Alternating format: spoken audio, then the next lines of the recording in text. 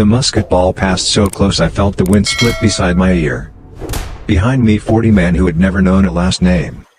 Ahead the soldiers of a nation that had written all men are created equal with one hand, and held the whip with the other. That morning, December 28, 1835, we buried Major Francis Dade and 107 of his men in the Florida mud. The newspapers called it a massacre. We called it a miracle. But here is what the newspapers never printed, what the history books buried deeper than those soldiers, what kept me awake long after the gun smoke faded into the cypress trees. Was it God who guided those bullets? Or had we simply become the very thing that had broken us?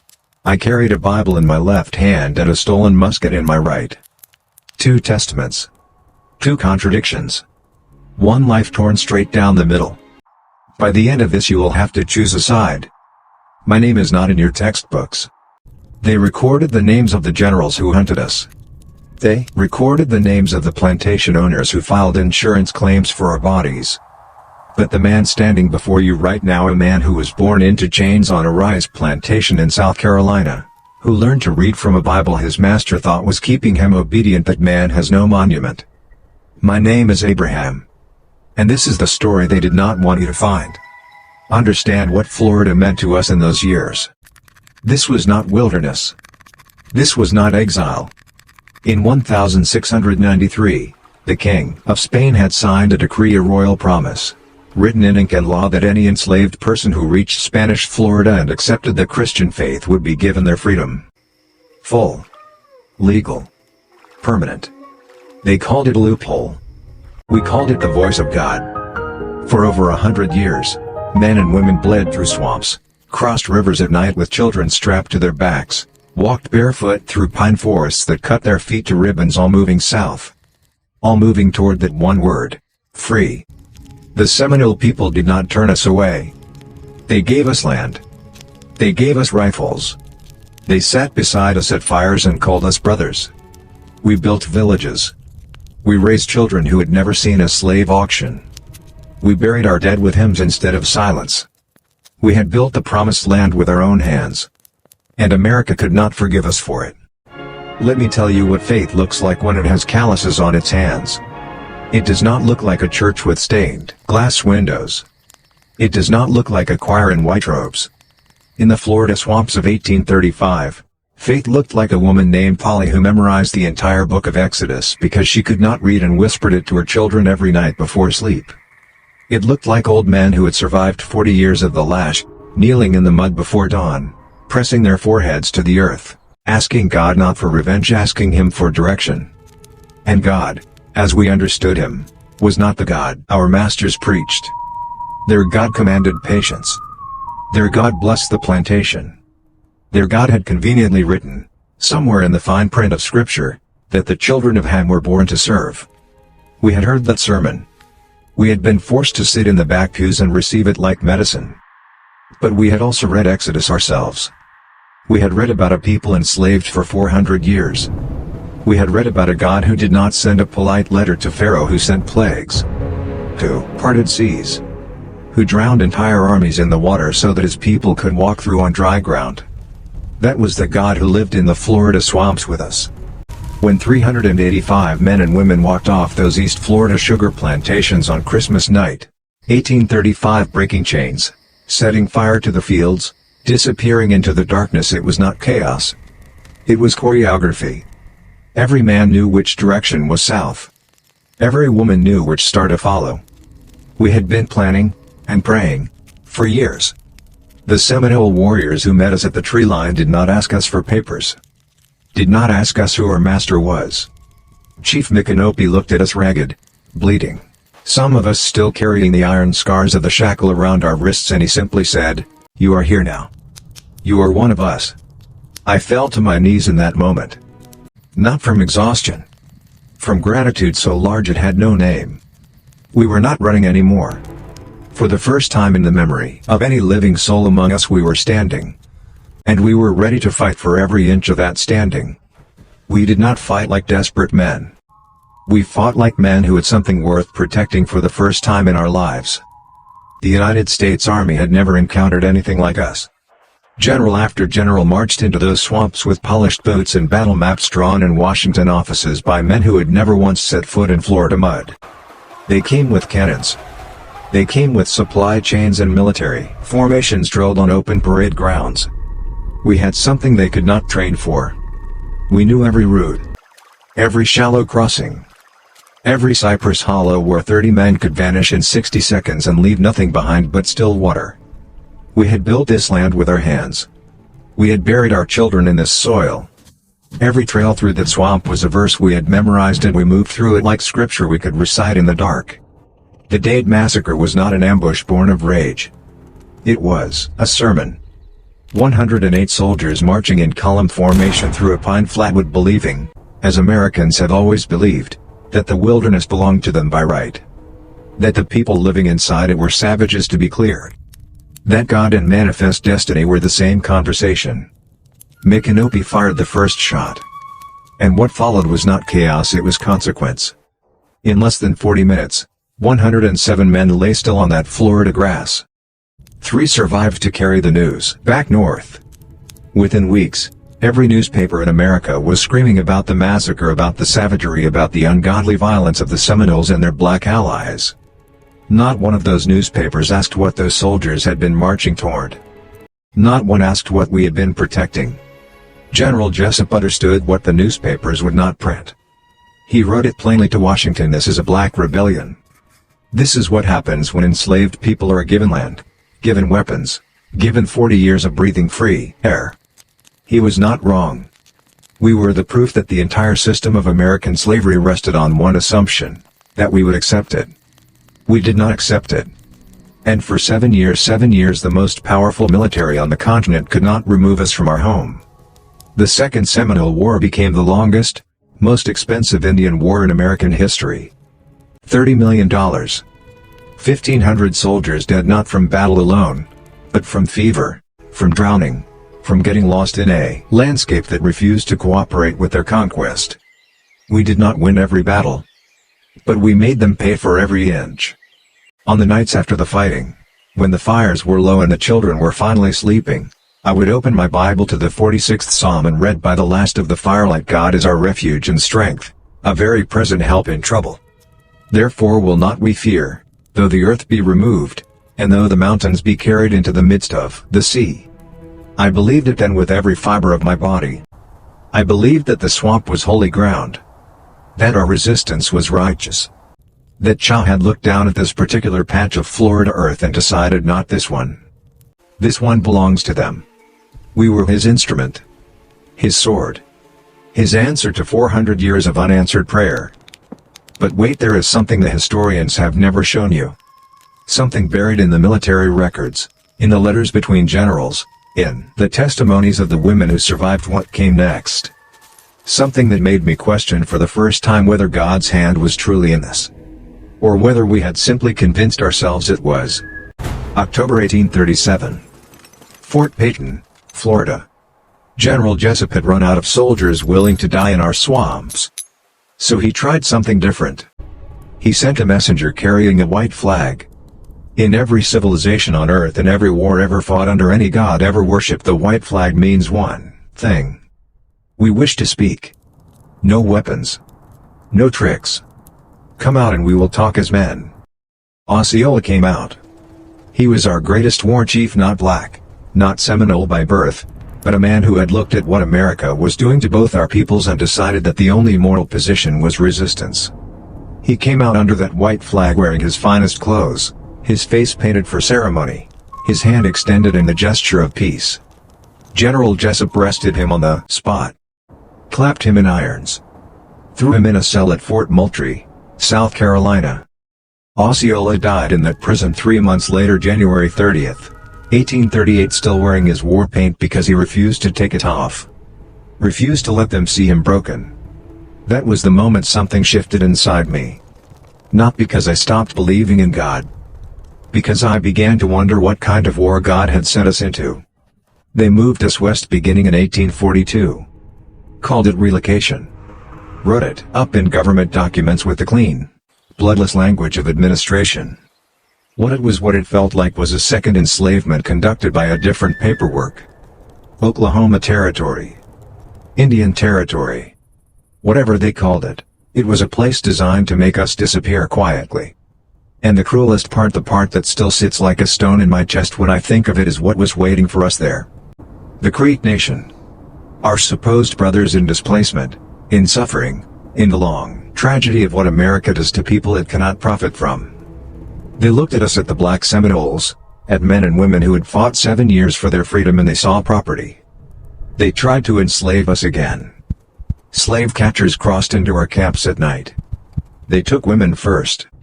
Always the women first, because they knew that a man who watches his wife dragged away in chains will either break completely or burn everything down. They were betting we would break. Some of us did. I will not lie to you about that. I will not dress this history in the clean robes of heroism and pretend that every man helped.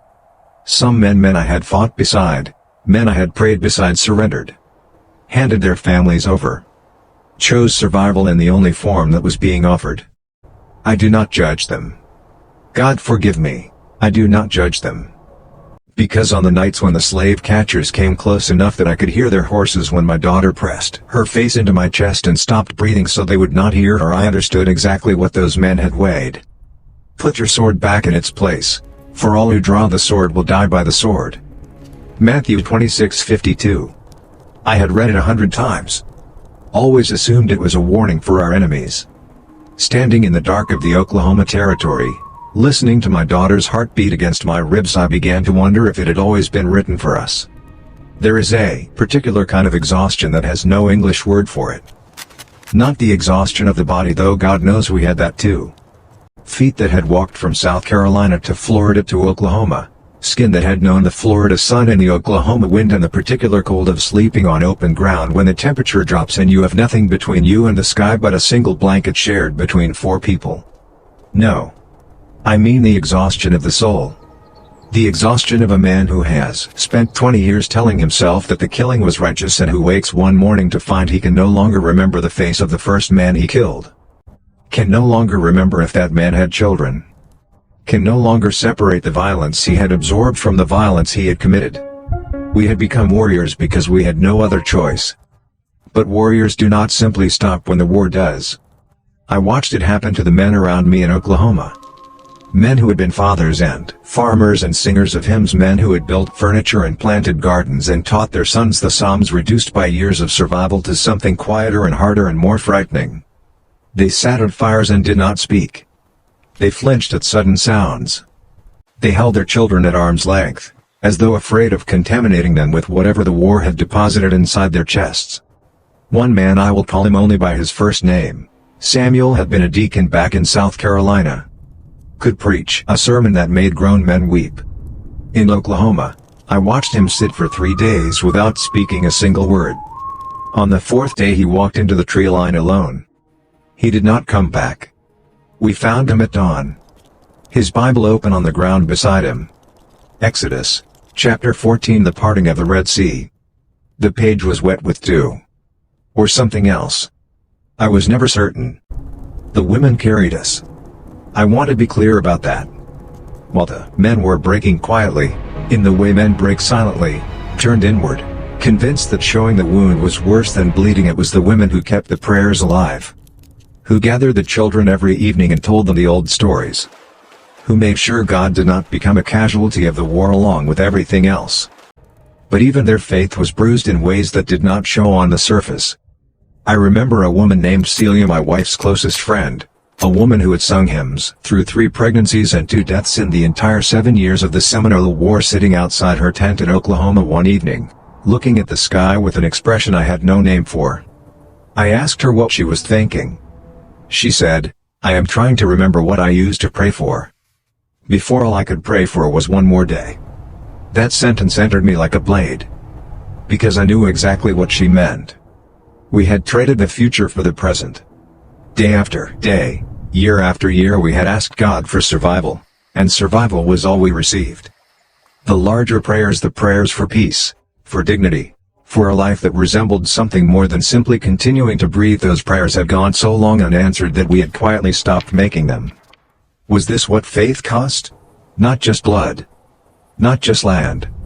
Not just the years and the bodies and the names of the dead, but the very vocabulary of hope.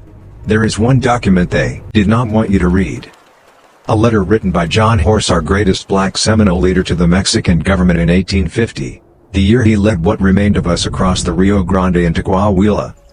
In it, he describes his people not as warriors, not as rebels. He calls us refugees of God. Men and women who had fought every battle available to them and were now simply asking, one final time, for a place to lay down their weapons and remember who they had been before the war found them. That letter exists. It is in the Mexican National Archives. And almost no one in America has ever read it. So here is what history actually records. Not what the newspapers printed. Not what the textbooks chose to include. Not what was convenient for a nation that needed its founding mythology to remain clean and uncomplicated. What the documents record. The Black Seminoles were never defeated. Let that sit for a moment. The United States government spent $30 million, the equivalent of nearly $1 billion today, in 7 years of sustained military campaign against a force that never exceeded a few thousand men, women, and children living in swamps. The Second Seminole War remains, to this day, the longest and most expensive conflict between the U.S. government and any indigenous or fugitive population in American history. They were not defeated. They were negotiated with, relocated, administratively processed out of existence on paper while continuing to exist, stubbornly and completely, in flesh. In 1850, John Horse led several hundred black Seminoles out of Oklahoma Territory past the slave catchers, past the Creek Nation, through the brutal scrubland of Texas and crossed the Rio Grande into Coahuila, Mexico, where slavery had been abolished. The Mexican government gave them land, gave them rifles, asked them to serve as border guards against the Apache raids that had been devastating northern settlements. They said yes, because it was the only offer in the Western Hemisphere that came without chains attached. And then, because history is never finished with a people it is not yet broken, they came back. After the Civil War ended American slavery, the descendants of those same black Seminoles returned to Texas. The United States Army, the same institution that had spent 7 years trying to destroy their grandparents, recruited them as Seminole Negro Indian Scouts. Elite trackers. Men who knew desert terrain the way their fathers had known Florida swampland. Between 1870 and 1881, these scouts participated in 26 expeditions without a single combat loss. In April 1875, 3 of them, Sergeant John Ward, Private Pompey Factor, Private Isaac Payne, were awarded the Medal of Honor for their actions during the Battle of the Pecos River. They crossed a flooding river under enemy fire to rescue a wounded comrade. The same government that had hunted their grandparents through the Florida swamps pinned its highest military honor onto the chests of their grandchildren. Make of that what you will. Now I will give you both sides. Plainly. Without telling you which one is correct, because that is not my place. That judgment belongs to you. The Black Seminoles built Fort Mose in 1738, the first legally free black settlement in North America through faith, alliance, and refusal. They preserved their language, their music, their spiritual traditions across 2 centuries and 3 countries. The Afro-Seminole Creole language, descended from Gullah, is still spoken today by communities in Brackettville, Texas, and Nacimiento, Mexico. They did not merely survive, they transmitted. Every generation handed the next one something worth protecting. That is not the legacy of people abandoned by God. That is the legacy of people who carried God with them through every displacement, every betrayal, every unmarked grave. The cost was generational and it was real. The trauma of 20 years of guerrilla warfare, followed by forced relocation, followed by renewed enslavement attempts in Oklahoma, followed by exile in Mexico. That weight did not disappear when the fighting stopped. It was absorbed into the bodies of children who had never held a weapon. The Medal of Honor recipients of 1875, those celebrated scouts, died in poverty. Were buried in a neglected cemetery in Brackettville, Texas, that fell into disrepair so severe that their descendants had to fight the state of Texas for decades simply to have the graves maintained with dignity. Freedom was real. But it was not free. If you believe someone you love needs to hear this story today, share this video right now. Not for the algorithm. Not for the numbers. Because 400 years of history deserves more than silence, and you know exactly who in your life needs to hear it. Everything you heard today comes from documented historical record. The BlackSeminoles, History of a Freedom-Seeking People. Kenneth W. Porter, University of Florida Press. Black Society in Spanish Florida. Jane Landers, University of Illinois Press. Fort Mose Historic State Park Records. Florida Museum of Natural History. Black Seminole Histories. blackpast.org. Medal of Honor Records. John Ward, Pompey. Factor, Isaac Payne. United States National Archives. General Thomas Jessup Correspondence, 1837. United States War Department Records, National Archives. Full source links in the description below. Now you know what I know. You have walked with me through the Florida swamps. You have stood beside me at Fort Payton when the white flag meant nothing. You have felt the Oklahoma cold. You have crossed the Rio Grande with nothing but what could be carried on a human back. You have read the same Bible I read, and you have seen what it looks like when desperate people find two completely different gods inside the same pages. So I am going to ask you the question that has lived inside my chest for 200 years. Was it worth it? Not the freedom. I know the answer to that. Freedom is always worth it. Every breath drawn outside a chain is worth whatever it cost. I mean the method. The musket. The ambush. The years of killing that hollowed out men like Samuel until there was nothing left but silence and an open Bible on wet ground. When you stand before God at the end of your life, and every one of us will stand there, every single one, what do you bring with you? The record of what you endured? Or the record of what you became in order to endure it? Now you know what I know. So tell me, Team A or Team B? Did God bless the BlackSeminoles' holy war, or did the sword they picked up eventually turn against their own souls? Drop your answer below. And tell me why. Because the children of John Horse are still out there in Bracketville, Texas, in Nacimiento, Mexico, and they deserve to have their story argued over, wrestled with, taken seriously. 400 years of history deserves more than silence. I will leave you with this. They took our names. They took our language and we built a new one. They took our land and we found new land. They took our freedom and we bled until we took it back. The one thing they could never take was the argument we carried inside us, the furious, unfinished, holy argument between the God who said, "Be still," and the God who said, "Rise." That argument is still alive. It is alive right now in you. If this story moves something inside you, if you felt that argument stir in your own chest, type amen in the comments. Let me know you are here. Let me know this story reached you across 200 years of silence.